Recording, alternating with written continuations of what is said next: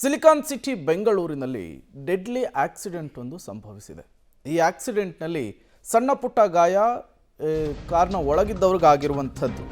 Divider ಗುದ್ದಿ 20 metre ದೂರ ಬಿದ್ದಿದೆ ಕಾರು. ತಡರಾತ್ರಿ ರಾಜ್ಕುಮಾರ್ ರಸ್ತೆಯಲ್ಲಿ ನಡೆದಂತಹ ಘಟನೆ ಇದು. ಡಿಕ್ಕಿ ಹೊಡೆದಂತಹ ರಭಸಕ್ಕೆ 3 ಪಲ್ಟಿ ಹೊಡೆದು ಬಿದ್ದಿದೆ ಕಾರು ಅನ್ನೋದು ಗೊತ್ತಾಗ್ತಾ ಇದೆ. ಅದೃಷ್ಟವಶಾತ್ ಕಾರಿನಲ್ಲಿದ್ದಂತಹ 4 ಗ್ರೇಟ್ ಎಸ್ಕೇಪ್ ಆಗಿದ್ದಾರೆ. ಬೇರೆ ವಾಹನ ಇಲ್ಲದ ಕಾರಣ ಭಾರೀ ಅನಾಹುತವೊಂದು ತಪ್ಪಿರುವಂಥದ್ದು. 4 ಯುವಕರಿಗೆ ಸಣ್ಣ ಪುಟ್ಟ ಗಾಯವಾಗಿದೆ. ಅವರನ್ನು ಆಸ್ಪತ್ರೆಗೆ ದಾಖಲು ಮಾಡಲಾಗಿದೆ. 4 ಯುವಕರು ಕೂಡ ಕಾರ್ನಲ್ಲಿದ್ದವರು. ಇದೇ ಕಾರು ಡಿವೈಡರ್ಗೆ ಗುದ್ದಿ 20 ಮೀಟರ್ ದೂರ ಬಿದ್ದಿದೆ ಅನ್ನೋದು ಗೊತ್ತಾಗ್ತಾ ಇದೆ. ತಡರಾತ್ರಿ ರಾಜ್ಕುಮಾರ್ ರಸ್ತೆಯಲ್ಲಿ ನಡೆದಂತಹ ಘಟನೆ ಇದು. ನೀಲಿ ಬಣ್ಣದ ಕಾರಿನ ಪರಿಸ್ಥಿತಿ ಹೇಗಿದೆ ಅನ್ನೋದನ್ನು ನೀವು ಗಮನಿಸ್ತಾ ಇದ್ದೀರಿ. ಇದೇ ಕಾರ್ನಲ್ಲಿಯೇ 4 ಜನ ಪ್ರಯಾಣವನ್ನು ಬೆಳೆಸ್ತಾ ಇದ್ರು. ಡಿವೈಡರ್ನ ಪರಿಸ್ಥಿತಿ ಏನಾಗಿದೆ ಅನ್ನೋದನ್ನು ಕೂಡ ಗಮನಿಸ್ತಾ ಇದ್ದೀರಿ. ಸಂಪೂರ್ಣವಾಗಿ ಒಡೆದು ಹೋಗಿದೆ ಡಿವೈಡರು. ಕಾರಂತೂ ಸಂಪೂರ್ಣವಾಗಿ ನಜ್ಜುಗುಜ್ಜಾಗಿ ಹೋಗಿದೆ. ಇದೇ ಕಾರ್ನಲ್ಲಿದ್ದಂತಹ 4 ಸಣ್ಣ ಪುಟ್ಟ ಗಾಯದಿಂದ ಆಸ್ಪತ್ರೆಗೆ ಸೇರಿದ್ದಾರೆ. ರಾಜ್ಕುಮಾರ್ ರಸ್ತೆಯಲ್ಲಿ ನಡೆದಂತಹ ಘಟನೆ.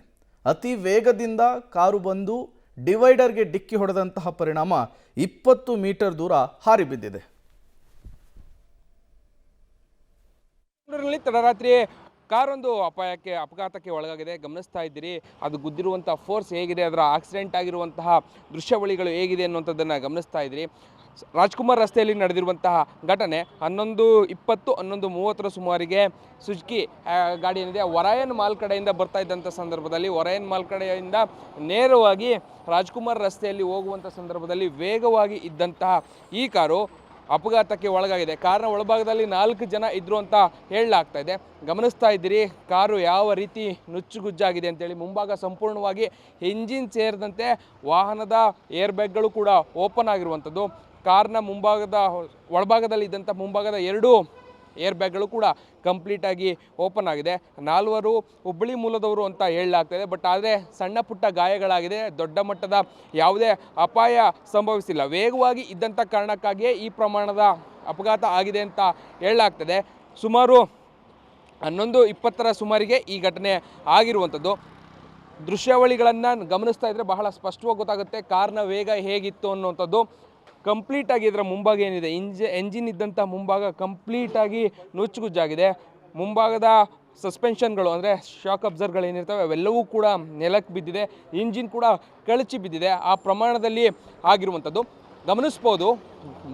ವೇಗವಾಗಿ ಬಂದ ಕಾರು ನೇರವಾಗಿ ಅಲ್ಲಿರುವಂತಹ ಡಿವೈಡರ್ಗೆ ಗುದ್ದಿದಂತಹ ಕಾರು ಅಲ್ಲಿಂದ ಇಲ್ಲಿವರೆಗೆ ಹೆಚ್ಚು ಕಡಿಮೆ ಒಂದು 15ರಿಂದ 20 ಮೀಟರ್ ದೂರದಷ್ಟು ದೂರಕ್ಕೆ ಉರುಳ್ಕೊಂಡು ಬಂದು ಇಲ್ಲಿಗೆ ಬಂದು ಕಾರು ನಿಂತಿರುವಂಥದ್ದು. ಅಂದರೆ ಅಷ್ಟು ವೇಗವಾಗಿ ಇದ್ದಂಥ ಕಾರಣಕ್ಕಾಗಿ ಡಿವೈಡರ್ಗೆ ಗುದ್ದಿದ್ದಂಥ ಈ ಕಾರು ಇಷ್ಟು ದೂರಕ್ಕೆ ಬಂದು ನಿಂತಿರುವಂಥದ್ದು.